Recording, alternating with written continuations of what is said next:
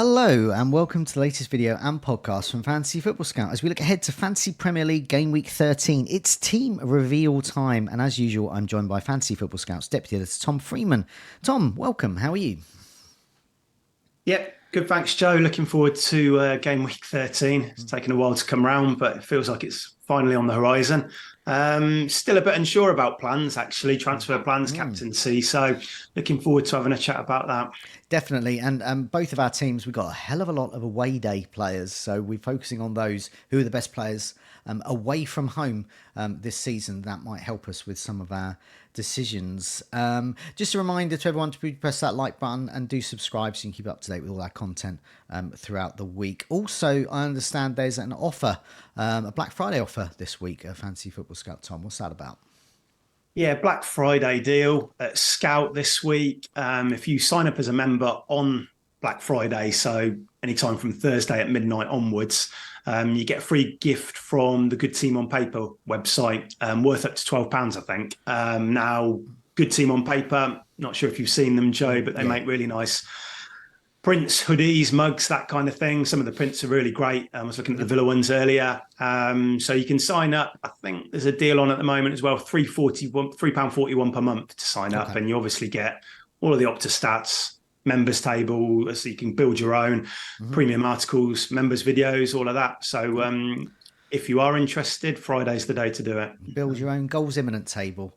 That's certainly exactly something I've been enjoying over the years. Building that. First of all, what we're going to do is we're going to have a look at the fixtures to see before we reveal our bus teams as it is.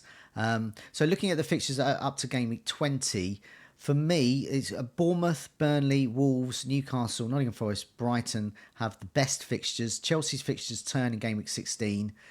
Brentford's aren't so good at the moment because they play Arsenal, but then they turn very favourably for their attackers, Luton, Brighton, Sheffield United and Aston Villa. But Man City and Brentford both missed game week 18.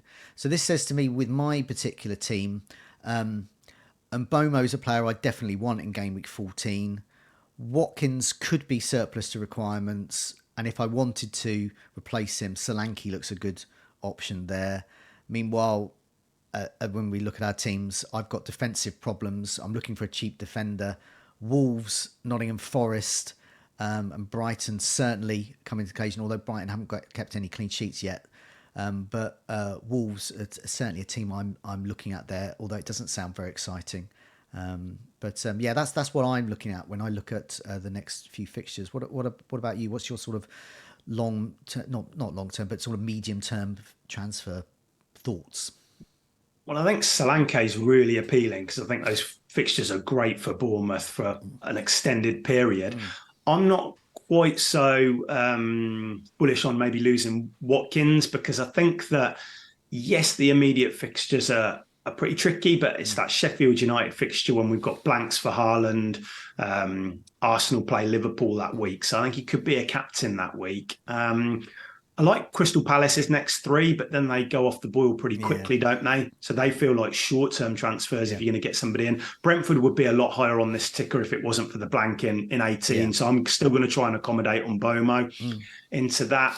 And what else? Chelsea fixture swing, game week 16, 17, just one to be aware of in a few weeks' time. They're slowly creeping up that ticker and they're only going to keep going up from now on for the next 3 weeks. Palmer, obviously a key budget enabler there, but he's actually one of their best players. Sterling will come into the mix. Reece James, if you think he's going to be fit. And certainly Sanchez in goal. I've got Areola in goal myself.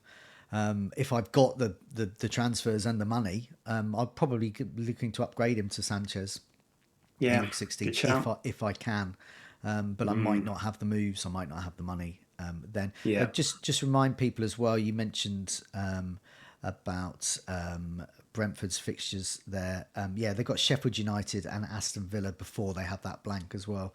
So really, really nice fixtures there. And Aston Villa, meanwhile, Tottenham and Bournemouth are good fixtures, although away from home they're not as good. But then they've got Man City and Arsenal at home. That's not on paper where you would back Villa assets, but it is at home. So you never know. And then they got Brentford in game week 17. Game week 18 annoyingly is when you really want your Villa assets, because they play Sheffield Yeah. United when you've got to bench players. So it would be around about then that I imagine people might consider removing Mbomo, even though he has Wolves in game week 19 and Crystal Palace in 20, and game week 20 could be a double game week. Yeah. There'll still be a temptation to move him to perhaps Diaby in game week 18. Yeah, maybe, but I do think if you can keep Yeah, Mbomo, I think that would be the ideal, yeah. That would. because we might get that double, and the fixtures are good anyway. Even if we Yeah, don't, yeah, Wolves and yeah, Palace isn't bad yeah. fixtures. So. Yeah, I mean, I'm looking to have Mbomo by game week 14, and then in game week 18 bench him and Haaland and use Yeah, transfers because if they're going to be doubling as soon as game week 20, you just going to want to keep piling into their players. That's when you can get a Brentford defender, perhaps you can get another Man City attacker, whoever emerges as the sort of favoured one. Then yeah. okay, let's have a look at the top away day players. This might help us, because as we'll see with our teams in a bit, we've got lots of players playing away from home. Now, top is Brooks at Bournemouth. We've got a couple of players, got more as well at Bournemouth here. Brooks is away from home. So it's a small sample, because obviously we're only up to game week 12. Half of those games, in most cases, have been away.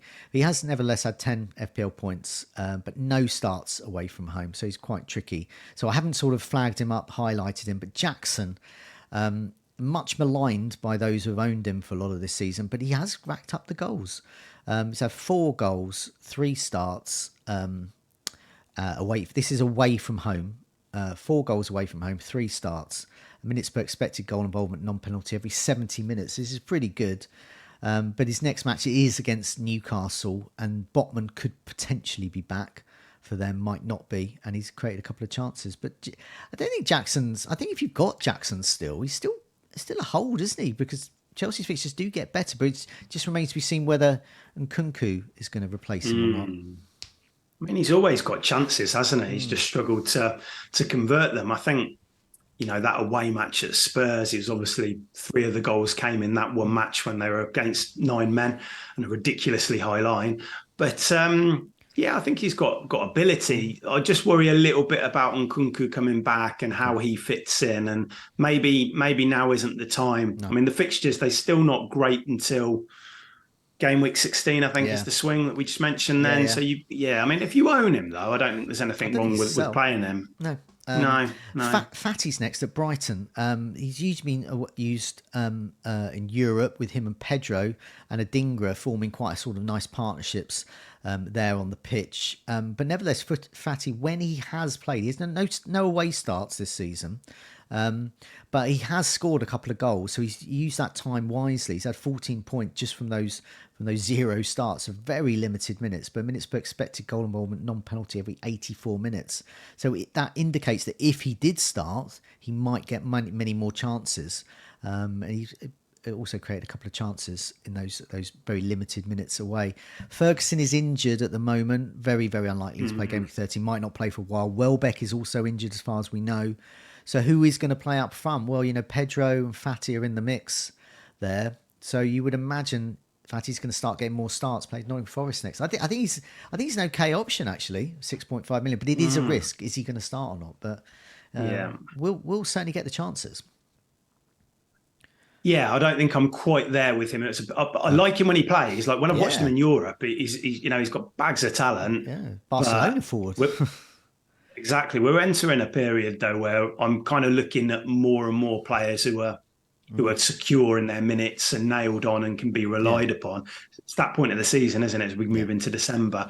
And I'm not sure I'm quite there with him there. But if we got win that De Zerbi was going to start him in regularly in the Premier League, yeah, he would become an option instantly. No. Definitely. And we've got a whole bunch of Liverpool players next. I'll just sort of package them all together, really.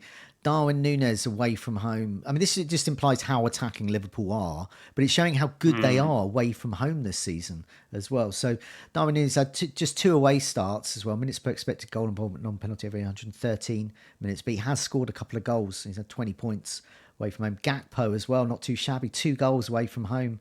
Very similar minutes per expected goal involvement, non-penalty. Salah, same thing.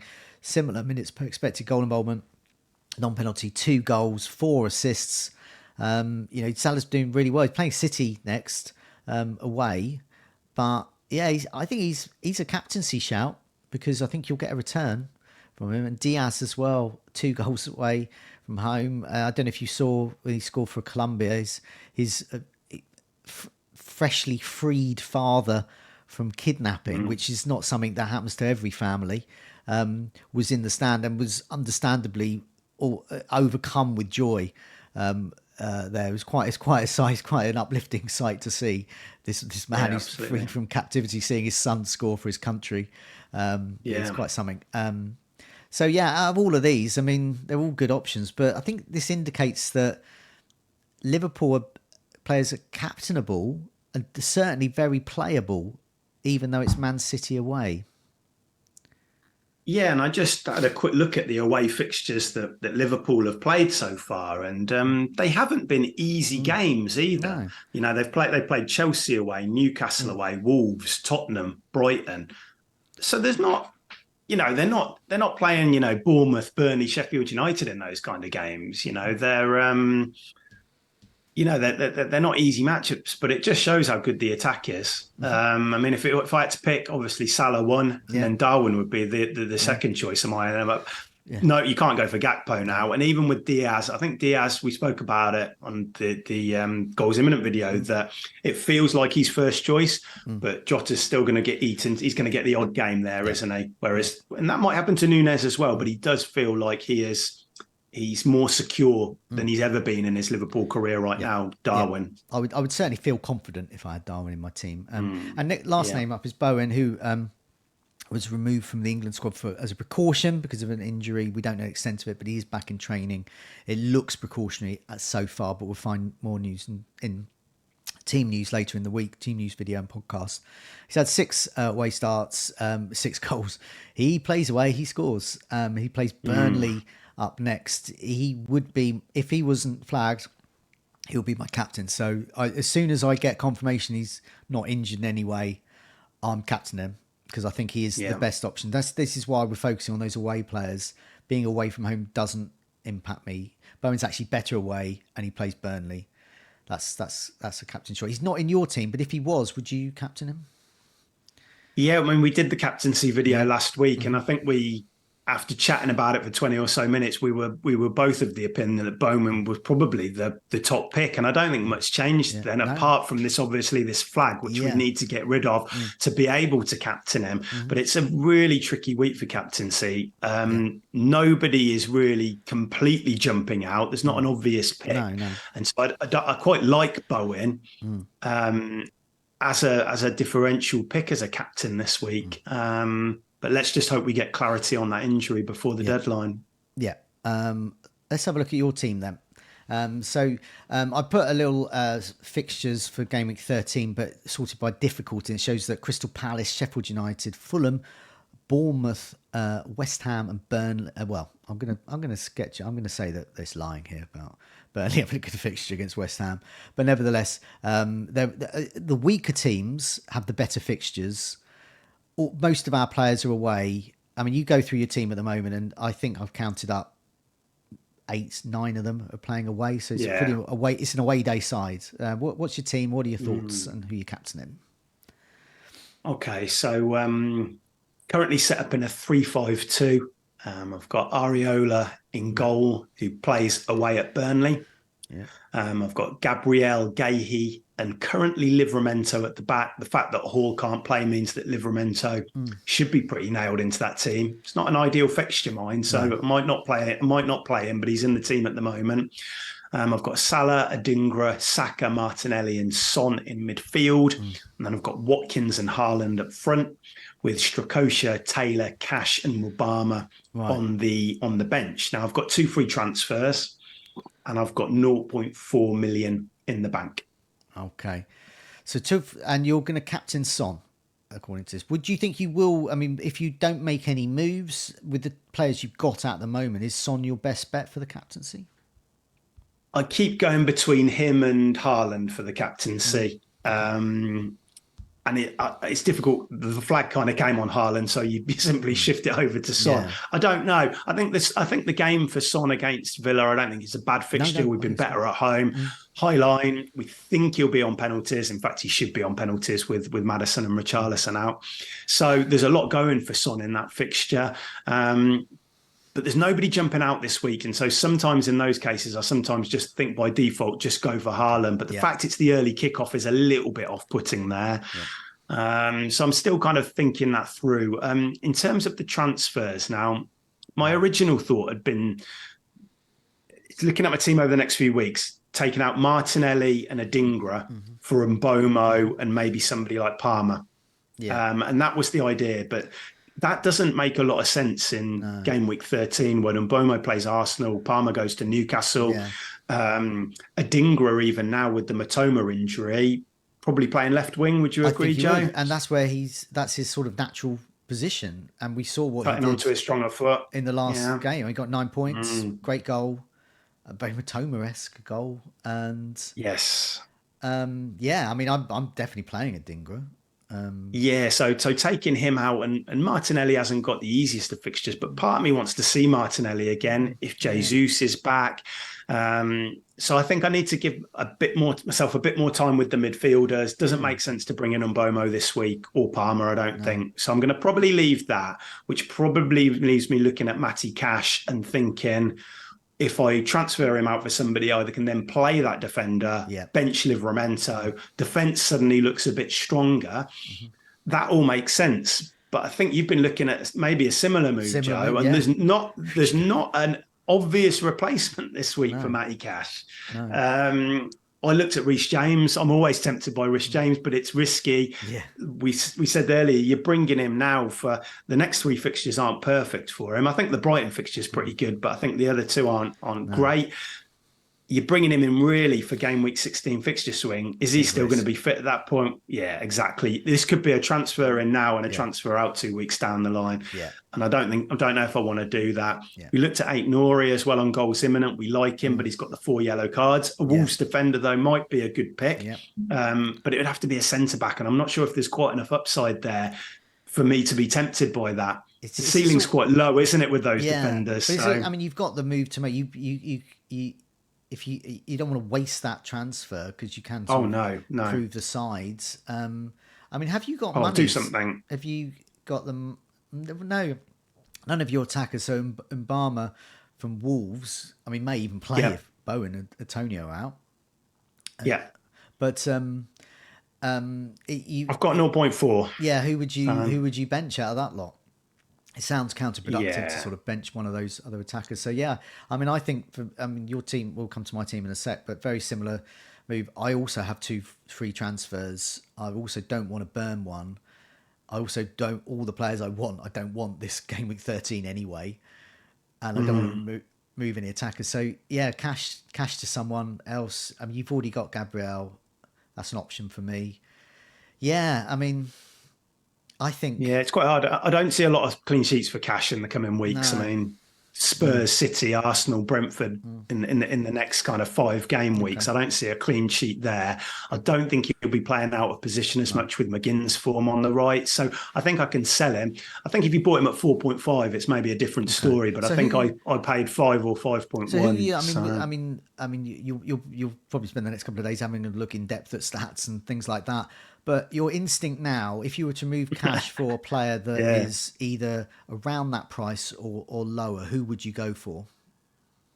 If I had to make the transfer now, I'd probably go for Reece James and ignore everything I've just said and chase that haul. Yeah. But I agree. I understand people saying you're mad doing that as well. So, and I need to think that through a bit more. But it's a very tricky. I mean, we do these videos on a Tuesday, and it's difficult for captaincy this week. It's difficult for transfers. It's just a very tricky week. Coming back with all the flags on. I mean, I've only got the one, but a lot of people have got Bowen, they've got Matoma, and it's quite difficult to say on a Tuesday exactly what we're going to do. But I think if I had to make moves now, it would probably bring Reece James in and captain Son.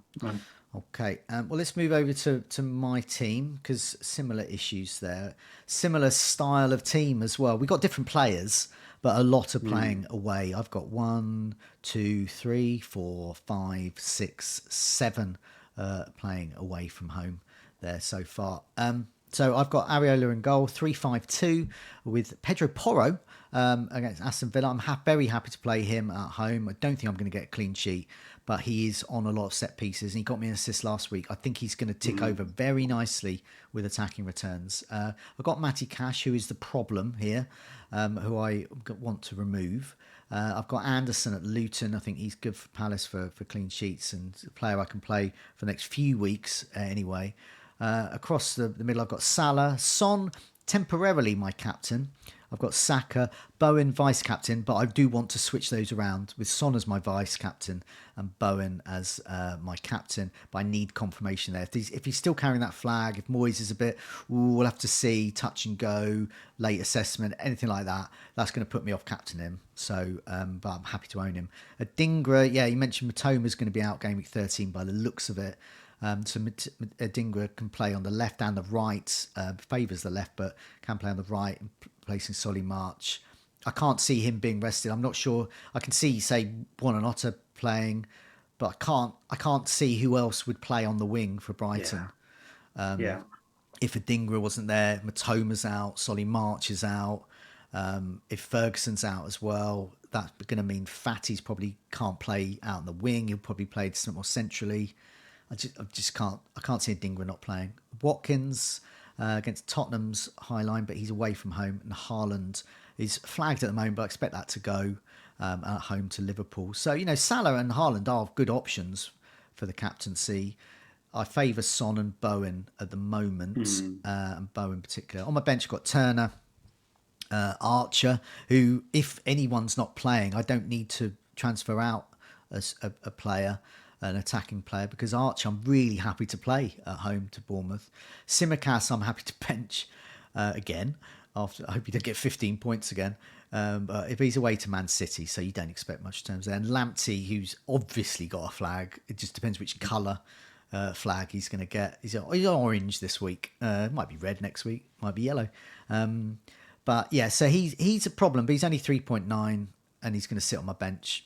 Or whatever is 4 million, and he's going to sit on my bench to the last place. So there's no urgency there. So cash removal. I had a look at some stats. Out Nori, yes, he's on 4 yellows, which is a big problem there. But I do like Wolves fixtures. I do like this one away to Fulham, and I also do like the fact this is the last game, so you've always got hope at the end. But I looked at top attacking defenders last 4 game weeks. Alexander, in terms of expected goal involvement, Alexander-Arnold is top with 1.53. Then Luca Dean at 1.33. Trippier 1.28. These are, so far so as you'd expect. Then Nori is the 4th best. The expected goal involvement of 1.28. He's created 7 chances. He's had 3 shots inside the box, which is way more than any of those other players I've just mentioned. And next up is Porro, who's in my team already. 3 chances created, 4 corners. So for me, I want to get Mbomo in game week 14, and I'll probably swap Adingra for him. I would need to fund that probably by swapping Watkins to Solanke, and then going back to Watkins at some point. And Solanke is a good, as we've mentioned, Bournemouth fixture's good.